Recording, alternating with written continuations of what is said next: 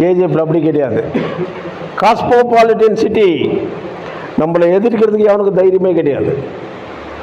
எதில் நம்ம கம்மியாகிறாங்க கொஞ்சம் சொல்லுங்க பார்க்கலாம். யாராவது ஏழையாக இருக்கிறானா கேஜிஎஃப்ல? பிச்சை எடுக்கிறானா? எல்லாமே வசதியாகிறாங்க சார், எல்லாமே பணக்காரன் தான்.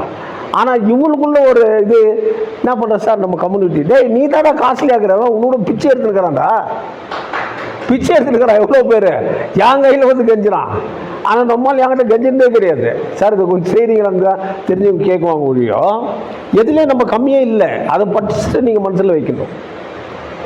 அன்னைக்கு பாபா சாஹேப் அம்பேத்கர் காலை வச்ச கேஜிஎஃப் உள்ளோம். அன்னைக்கு முதல் எம்எல்ஏ ஆனது சாமிதுரை. இங்கே அந்த கார்னேஷன் டவுனுக்கு போனீங்கன்னா அவங்க பையன் வீடெல்லாம் அங்கே தான் இருக்கு, சாமிதுரை. அதுக்கு அடுத்து எம்எல்ஏ ஆனவர் யார்? சிஎம்ஆர் மோகன். அன்னிலேருந்து இன்னைக்கு வரைக்கும் இந்திய குடியரசு கட்சி அதே ஸ்டாண்டில் தான் இருக்குது. அதை மாற்றுறதுக்கு யாராலே முடியாது. நீங்கள் இந்த பார்ட்டியை உருவாக்குங்க. பஞ்சாயத்து எலெக்ஷன் வந்தால் நில்லுங்க. அலைன்ஸ் உங்களுக்கு வேணுமா, நான் பேசுகிறேன். நம்மளோட சப்போர்ட் இல்லையா, அவங்க தோக்கட்டும்.